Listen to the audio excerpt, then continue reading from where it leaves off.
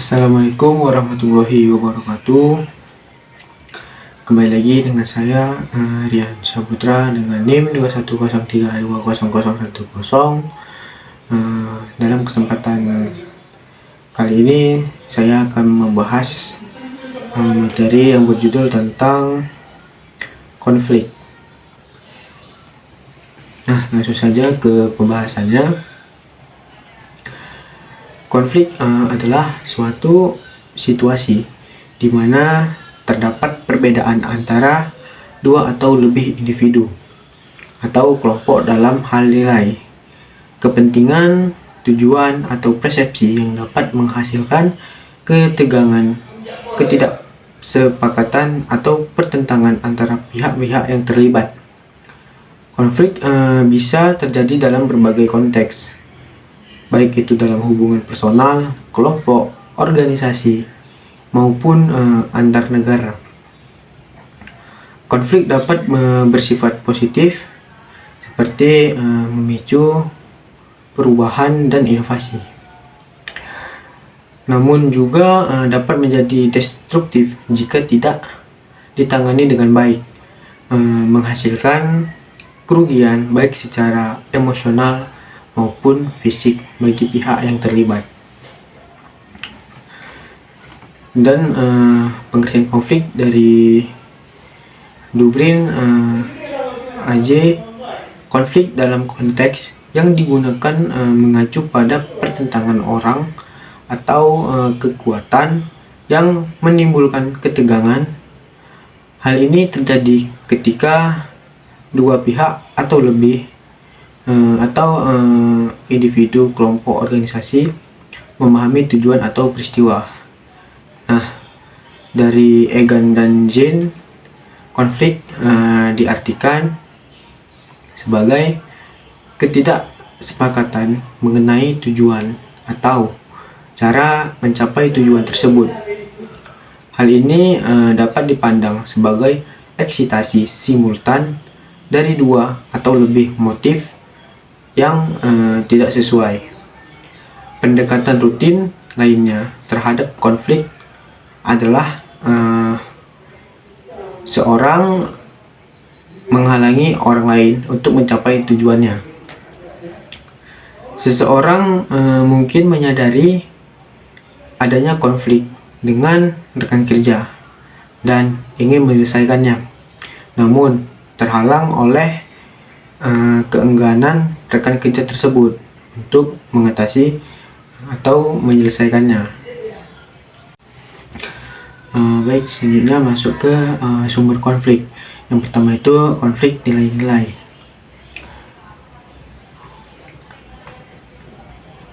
Konflik nilai-nilai bisa timbul dari perbedaan pandangan, keyakinan, atau prioritas antar individu, kelompok, atau budaya. Yang pertama itu ada perbedaan budaya. Nilai-nilai yang berbeda antara budaya dapat menyebabkan konflik. Misalnya, konsep tentang kebebasan individu dapat berbeda antara budaya yang lebih mementingkan kepentingan kolektif dan budaya yang lebih menekankan pada kebebasan pribadi. Yang kedua, agama dan kepercayaan. Keyakinan agama atau kepercayaan spiritual seringkali menjadi sumber konflik nilai-nilai, terutama ketika keyakinan tersebut bertentangan dengan nilai-nilai yang dipegang oleh kelompok atau individu lain. Yang ketiga, politik dan ideologi.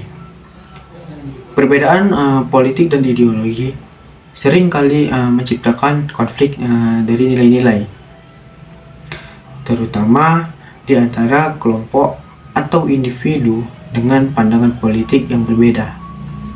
Yang keempat, ada generasi. Perbedaan nilai-nilai antara generasi bisa menjadi sumber konflik karena pandangan tentang moralitas, norma sosial, dan prioritas hidup seringkali berubah dari satu generasi ke generasi berikutnya. Yang kelima, ada pendidikan dan lingkungan sosial. Pengalaman pendidikan dan lingkungan sosial seseorang juga dapat mempengaruhi nilai-nilai yang mereka anut. Perbedaan latar belakang, pendidikan, dan lingkungan sosial dapat menciptakan perbedaan nilai-nilai yang menyebabkan konflik. Yang keenam, ada ekonomi. Perbedaan dalam status ekonomi dan keyakinan juga dapat mempengaruhi nilai-nilai seseorang. Misalnya, pandangan tentang pentingnya kesetaraan ekonomi atau pentingnya pencapaian individu dapat bervariasi tergantung pada konteks ekonomi seseorang. Yang ketujuh, teknologi dan globalisasi. Perkembangan teknologi dan globalisasi telah mengubah cara kita berinteraksi dan berkomunikasi satu sama lain.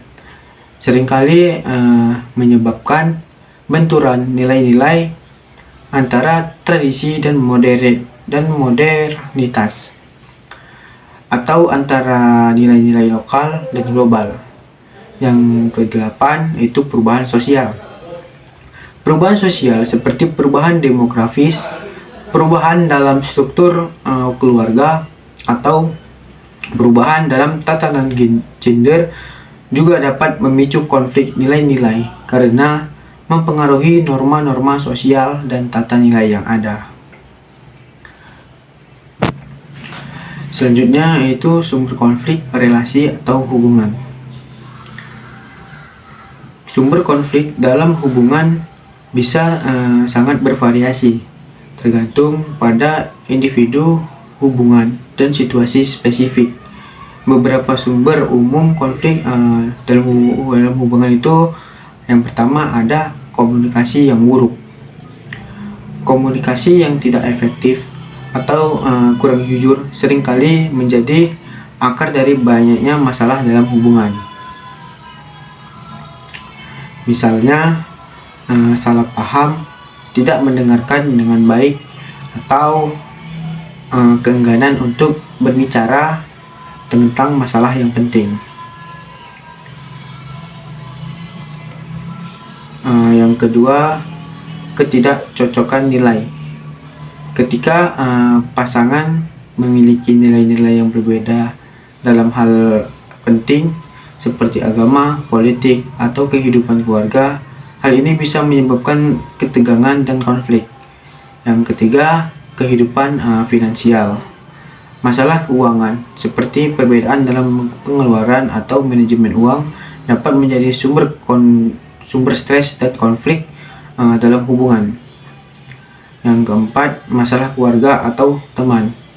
Konflik bisa timbul ketika pasangan memiliki perbedaan pendapat tentang keluarga atau teman, atau ketika keluarga atau teman menjadi campur tangan dalam hubungan. Yang kelima itu perbedaan harapan. Ketika harapan satu pihak tidak sesuai dengan yang lain, bisa menyebabkan ketidakpuasan dan konflik. Yang keenam, masalah keluarga atau teman. Interferensi dari keluarga atau teman dapat mempengaruhi hubungan dan menyebabkan konflik. Yang ketujuh, ketidaksetiaan atau pelanggaran kepercayaan, termasuk ketidaksetiaan fisik atau emosional, dapat merusak kepercayaan dan menyebabkan konflik yang signifikan. Yang kedelapan yaitu stres eksternal. Faktor stres di luar hubungan seperti tekanan pekerjaan, masalah kesehatan, atau masalah lingkungan dapat mempengaruhi kualitas hubungan dan menyebabkan konflik. Yang kesembilan, kurangnya penghargaan atau penghormatan. Ketidakmampuan untuk menghargai dan menghormati satu sama lain dalam hubungan dapat menyebabkan ketegangan dan konflik. Yang ke-10, ketidakseimbangan kekuasaan. Ketidakseimbangan kekuasaan dalam hubungan dapat menyebabkan salah satu pihak merasa tidak dihargai atau tidak memiliki kendali yang dapat mengarah pada konflik. Selanjutnya yaitu sumber konflik data.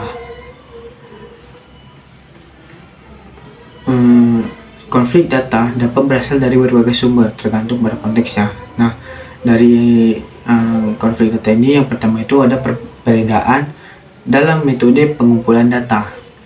Ketika data dikumpulkan menggunakan metode yang berbeda, itu bisa menyebabkan inkonsistensi dan ketidaksesuaian antara sumber data.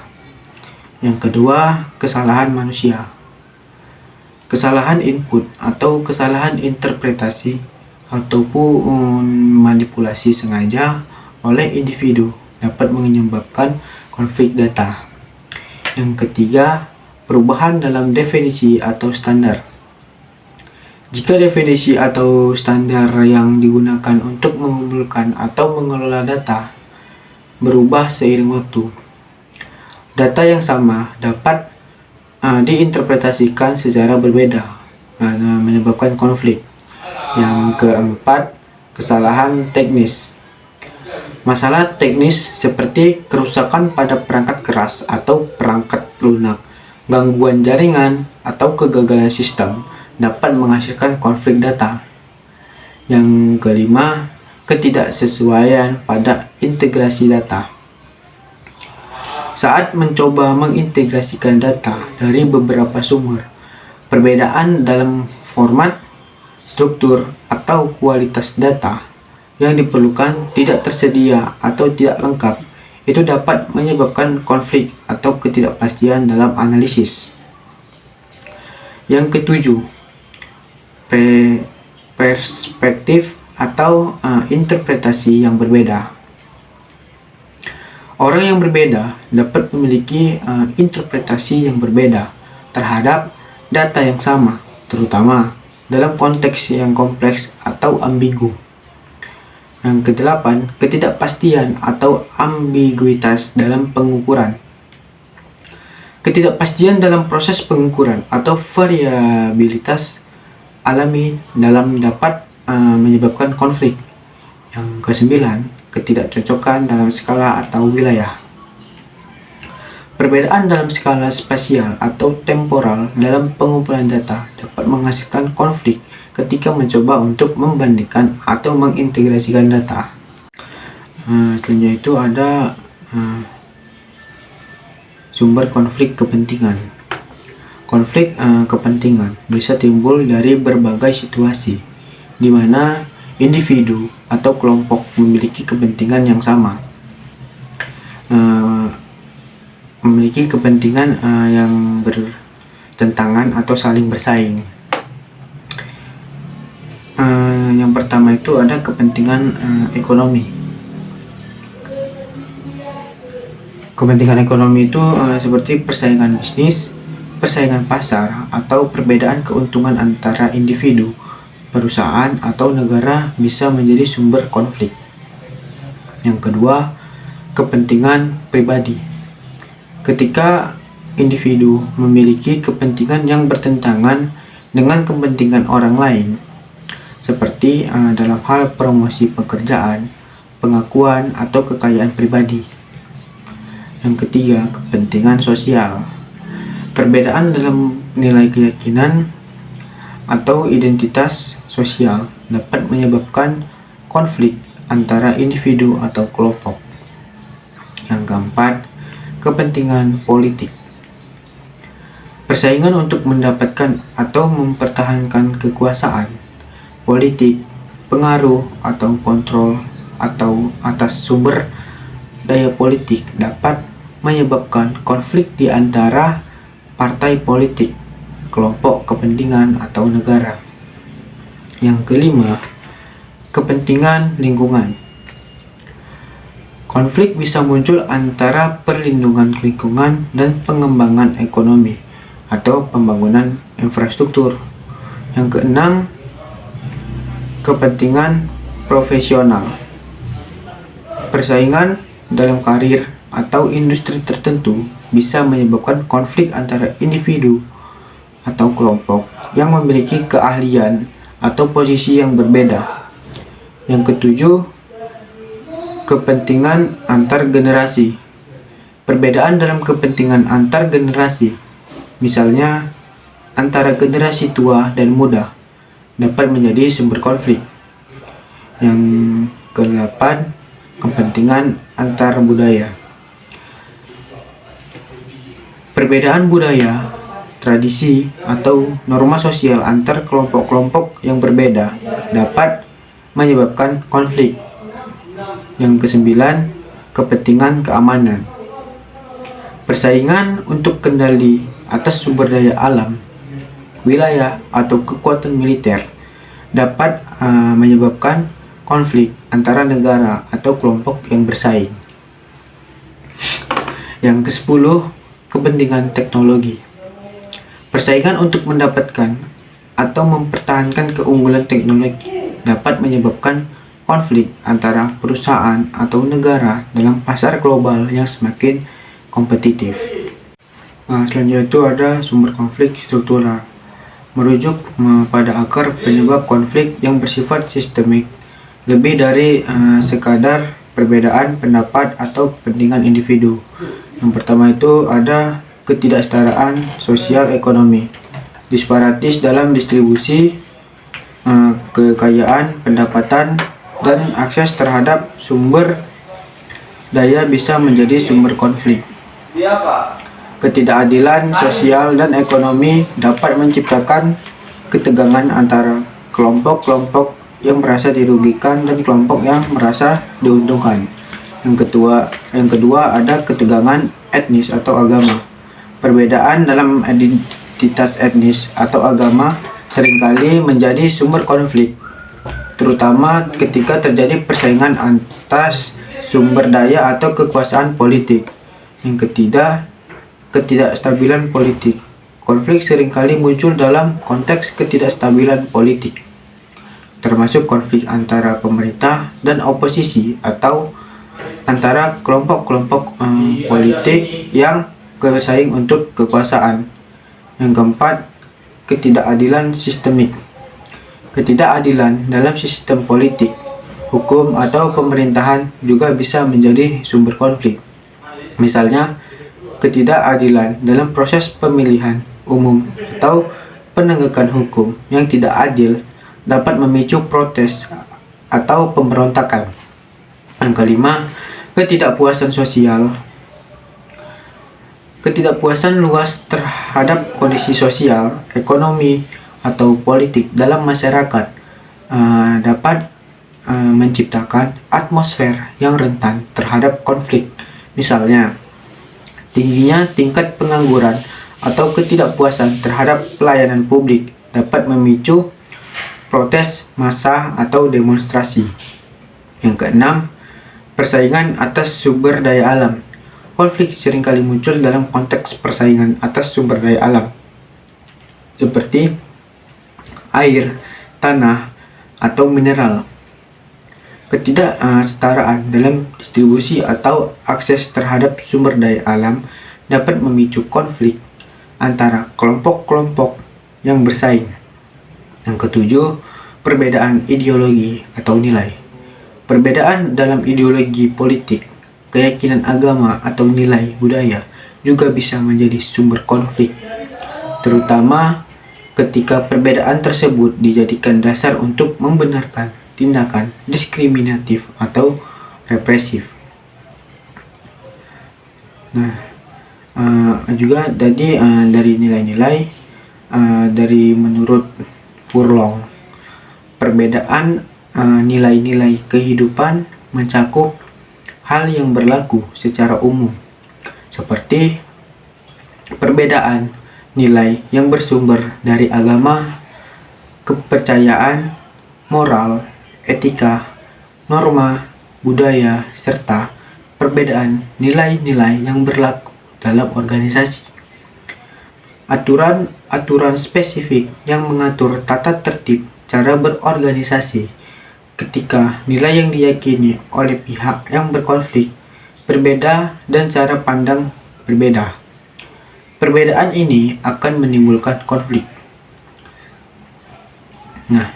Yang dari relasi atau hubungan, trigger atau memicu dari konflik yang bersumber pada hubungan yang negatif. dan buruk di masa lalu ini akan menumbuhkan bibit-bibit konflik serta persepsi negatif. Stereotip hubungan yang negatif antar individu atau kelompok ini akan membakar amarah dan menyebabkan konflik. Intinya, data.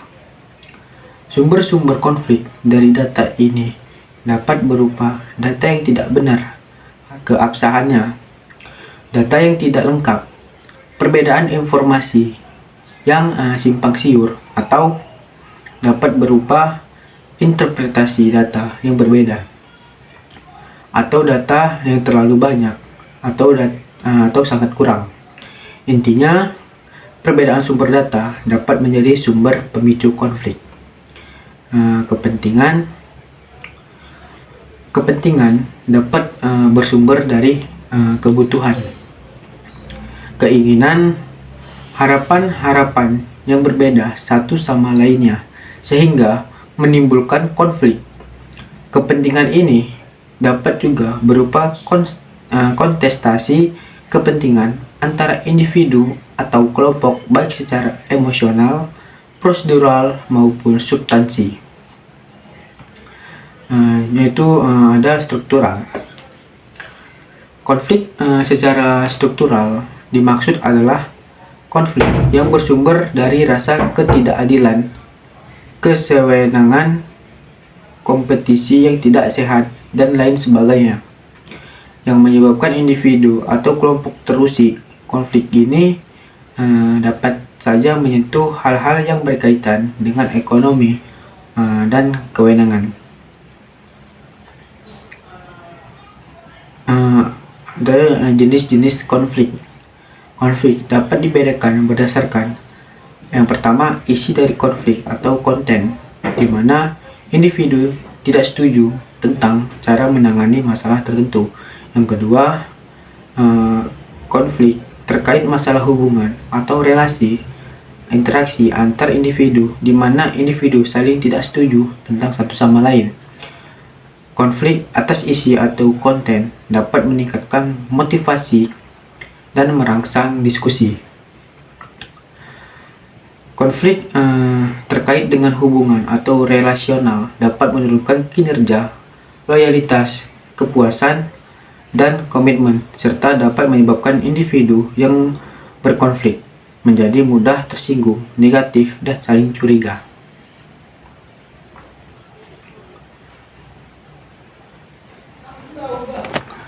Nah, jenis dari konflik juga ada. Yang pertama, konflik interpersonal. Terjadi antara individu, baik itu di dalam keluarga, di tempat kerja, atau di lingkungan sosial lainnya. Contohnya termasuk pertengkaran antara pasangan, konflik antara rekan kerja, atau masalah antara teman. Yang kedua, konflik intrapersonal merupakan pertarungan internal yang terjadi dalam diri seorang. Ini bisa berupa pertentangan antara nilai-nilai yang berbeda, perasaan kontradiktif, atau konflik antara keinginan yang bertentangan. Yang ketiga, konflik antar golongan. Terjadi antara kelompok-kelompok dalam masyarakat, seperti konflik antara etnis, agama, atau kelas sosial yang berbeda. Yang keempat, konflik sosial. Konflik sosial ini melibatkan pertentangan antara individu atau kelompok dengan struktur sosial, kebijakan, atau norma dalam masyarakat. Yang kelima, ada konflik politik. Konflik politik ini melibatkan pertentangan antara individu atau kelompok dengan pemerintah. atau lembaga kekuasaan politik. Yang keenam ada konflik budaya. Konflik budaya ini terjadi ketika nilai-nilai, norma, atau praktik budaya berbeda, bertabrakan, atau bertolak belakang. Yang ketujuh, konflik sumber daya. Konflik sumber daya timbul karena persaingan atas sumber daya yang terbatas, seperti tanah, air, energi, atau kekayaan alam lainnya. Yang kedelapan, konflik ideologi. Konflik ideologi terjadi ketika keyakinan atau ideologi yang berbeda bertabrakan, baik itu dalam politik, agama, atau filsafat. Yang kesembilan, konflik keamanan.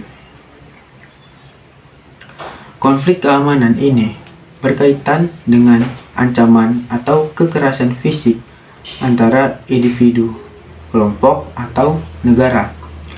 Yang kesepuluh, konflik ekonomi. Konflik ekonomi melibatkan pertentangan terkait kepentingan ekonomi seperti persaingan bisnis, distribusi sumber daya ekonomi, atau isu-isu ketenagakerjaan. Nah, itulah tadi dari jenis konflik yang secara umum. Konflik atas isi atau konten dapat meningkatkan motivasi dan merangsang diskusi.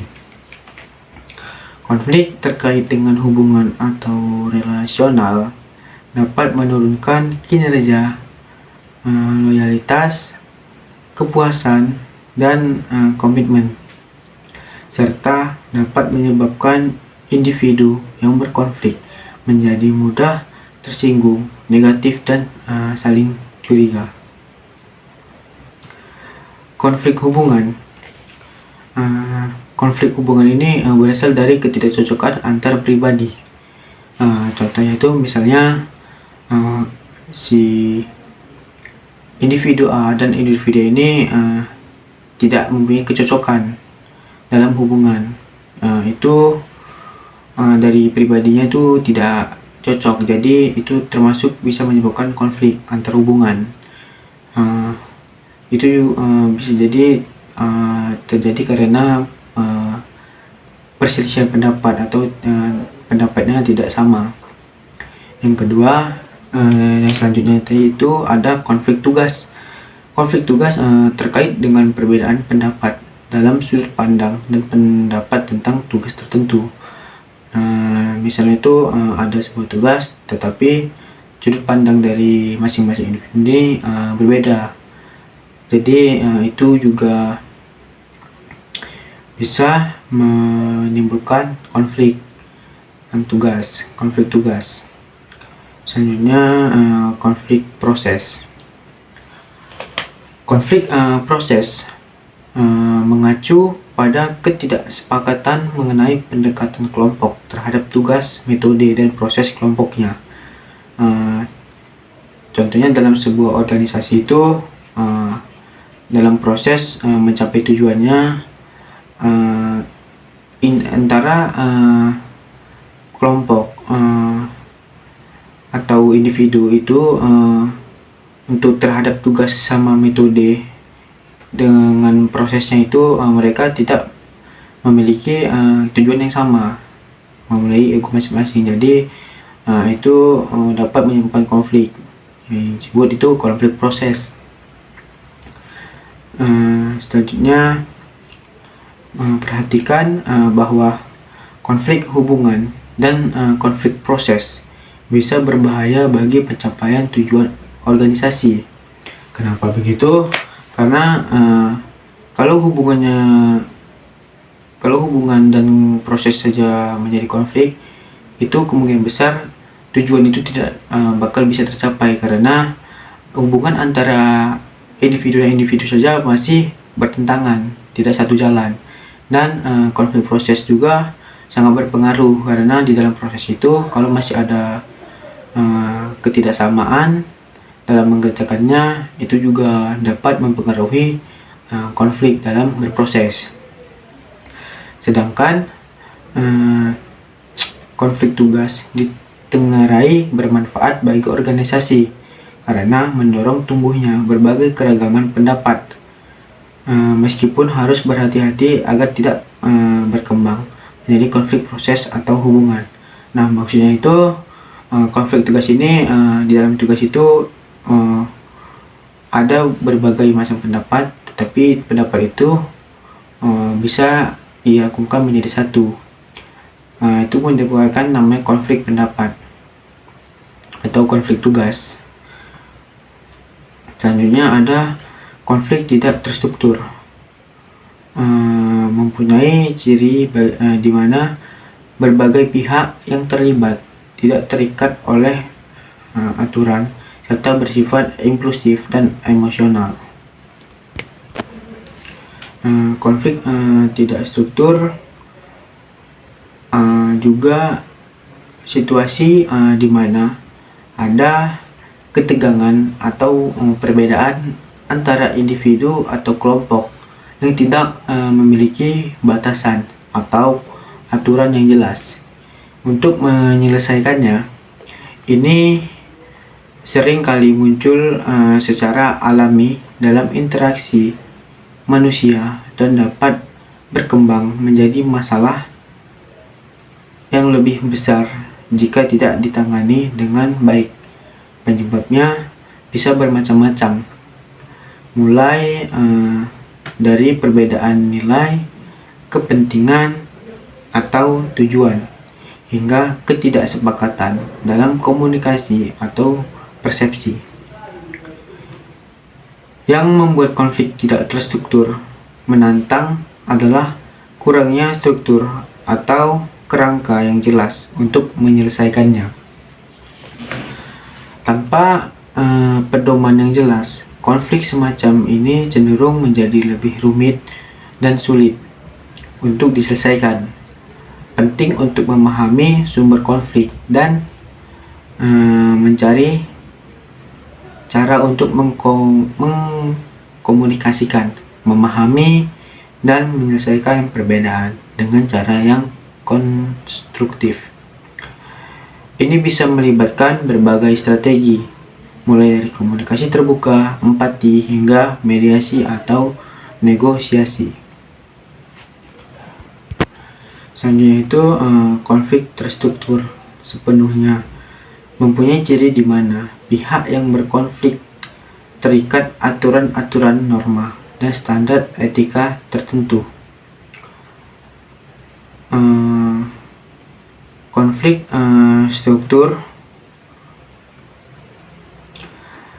terstruktur merujuk pada konflik yang memiliki pola atau kerangka yang teratur dan dapat diantisipasi. Ini sering kali terjadi dalam proses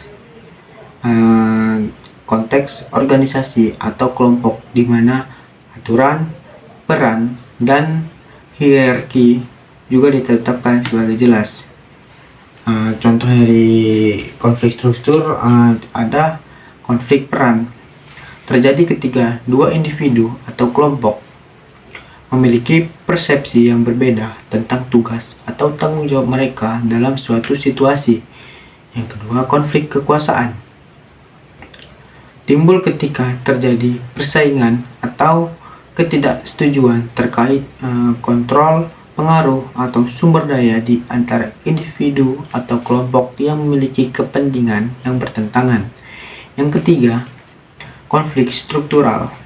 Ini terjadi ketika ada ketidaksetaraan dalam distribusi sumber daya, akses terhadap kesempatan atau keuntungan di dalam organisasi atau sistem sosial. Yang keempat, konflik nilai. Muncul ketika terdapat perbedaan dalam keyakinan, prinsip, atau nilai antara individu atau kelompok. Yang kelima, konflik antar departemen atau unit. Terjadi ketika departemen atau unit dalam organisasi memiliki tujuan atau kepentingan yang bertentangan. Ada konflik terstruktur sebagian mempunyai ciri di mana satu pihak tetap mengikatkan diri dengan aturan yang ada, namun terkadang emosinya tidak terkontrol. Terus ada konflik revolusioner.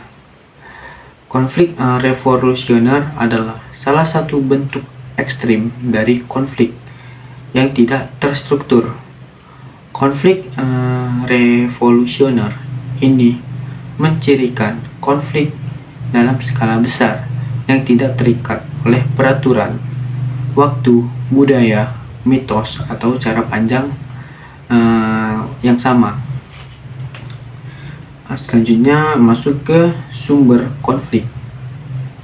Sumber konflik ada 5. Yang pertama, superioritas. Yang kedua, ketidakadilan. Yang ketiga, kerentanan. Yang keempat, ketidakpercayaan. Dan yang kelima, ketidakberdayaan. Nah, masuk yang pertama, yaitu superioritas. Tingkat individu.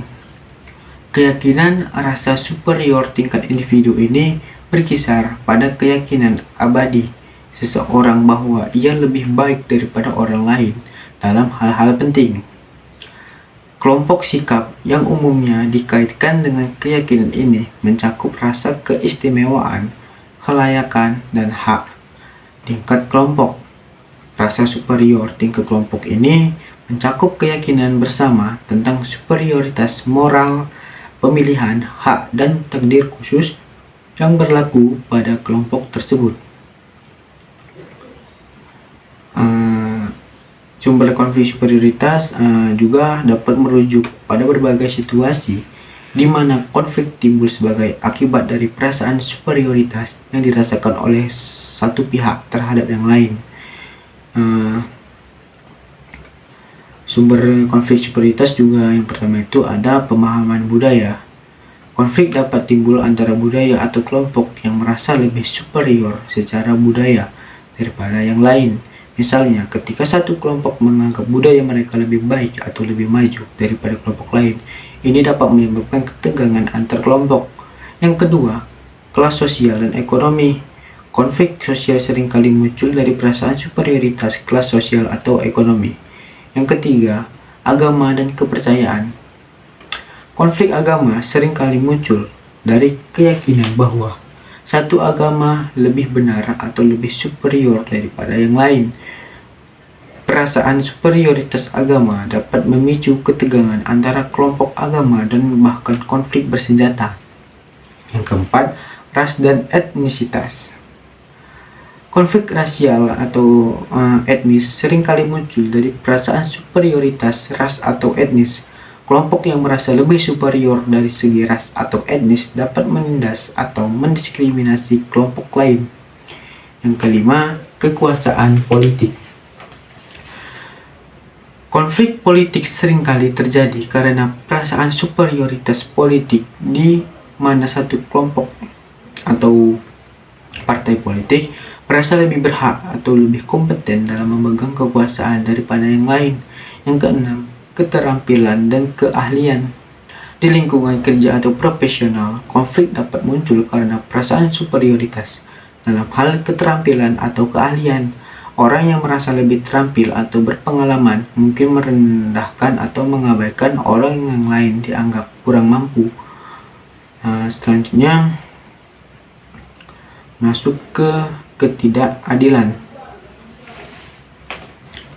Tingkat individu. Penganiayaan yang dirasakan oleh orang lain atau oleh dunia pada umumnya. Pola pikir ini dapat menyebabkan individu untuk mengidentifikasi sesuatu sebagai tidak adil, dan yang disayangkan adalah konflik yang ditimbulkan dari rasa ketidakadilan ini sering menyebabkan keterlibatan individu atau kelompok secara tidak tepat dan melakukan tindakan pembalasan yang tidak tepat pula. Tingkat kelompok. Pandangan kelompok atas ketidakadilan mencerminkan keyakinan di dalam kelompok bahwa mereka memiliki keluhan yang signifikan dan sah terhadap kelompok lain. Pola pikir ini dapat memobilisasi pemberontakan kolektif yang kuat dan keras, terutama karena persepsi bersama tentang ketidakadilan biasanya meningkatkan identifikasi dan kesetiaan yang dirasakan individu terhadap kelompok mereka. Selanjutnya yaitu masuk ke kerentanan. Kerentanan tingkat individu. Keyakinan inti dari kerentanan berkisar pada keyakinan seseorang bahwa ia terus-menerus hidup dalam bahaya. Kerentanan melibatkan persepsi seorang tentang dirinya sebagai subjek bahaya internal atau eksternal yang kurang terkendali atau tidak cukup untuk memberinya rasa aman. Tingkat kelompok. Seperti halnya dengan kerentanan tingkat individu, ini hadir dalam pandangan rasa kerentanan kolektif yang sekali lagi tampaknya tumbuh berkembang di antara kelompok etnis. Ketakutan tentang masa depan adalah penyebab paling umum dari konflik etnis dan seringkali menghasilkan kekerasan yang meningkat. Selanjutnya, ketidakpercayaan. Tingkat individu. Peran dari rasa ketidakpercayaan ini berfokus pada dugaan, permusuhan, dan niat memfitnah orang lain. Perasaan bahwa orang lain akan menyakiti, menyalahgunakan, mempermalukan, menipu, berbohong, atau mengambil keuntungan biasanya melibatkan persepsi bahwa kesulitan atau bahaya yang terjadi pada individu tertentu sehingga atau hasil dari kelalaian yang tidak dapat dibenarkan dan biasanya bersifat ekstrim. Tingkat kelompok. Perpanjangan dari rasa ketidakpercayaan tingkat individu kepada kelompok yang lebih besar. Rasa ketidakpercayaan kelompok berfokus secara khusus pada persepsi kelompok kepada pihak luar kelompok dan berputar di sekitar keyakinan bahwa yang lain tidak dapat dipercaya dan menyembunyikan niat memfitnah terhadap kelompok. Selanjutnya itu ada ketidakberdayaan tingkat individu. Adanya keyakinan bahwa tindakan yang direncanakan dan dilaksanakan dengan hati-hati pun akan gagal menghasilkan hasil yang diinginkan. Dalam beberapa kasus, individu mungkin menganggap dirinya kurang memiliki kemampuan yang diperlukan untuk mencapai tujuan. Tingkat kelompok menggambarkan pola pikir kolektif tentang ketidakberdayaan dan ketergantungan. Sejauh mana suatu kelompok menganggap dirinya tidak berdaya mencerminkan penilaian tidak hanya dari kemampuannya, tetapi juga dari apakah lingkungan itu kaya atau miskin dalam peluang untuk kemajuan kelompok. Selanjutnya dampak konflik. Dampak negatif konflik. Jika tidak dikelola dengan baik, konflik akan membawa dampak negatif atau destruktif bagi organisasi. Di antaranya dapat mengancam keutuhan organisasi dan relasi yang buruk antar personal maupun kelompok dalam organisasi. Konflik destruktif ini akan terjadi jika tidak ada penyelesaian, begitu pula jika permasalahan dibiarkan begitu saja. energi positif akan hilang dan berubah menjadi energi negatif yang pada akhirnya baik individu maupun kelompok akan teredukasi sehingga terjadi polarisasi kelompok dalam organisasi. Dampak positif konflik. Suatu organisasi tanpa konflik mungkin akan menjadikan organisasi tersebut apatis. Konflik mengindikasikan adanya keterlibatan, komitmen, dan kepedulian setiap insan organisasi. Konflik dapat merangsang pembaharuan dan meningkatkan hubungan impersonal yang terus-menerus. Tanpa konflik, orang tidak akan pernah belajar bagaimana cara menghadapi dan menyelesaikan masalah konflik di antara mereka. Mungkin itu saja penjelasan dari materi konflik. Apabila ada kesalahan, saya mohon maaf. Saya akhiri. Assalamualaikum warahmatullahi wabarakatuh.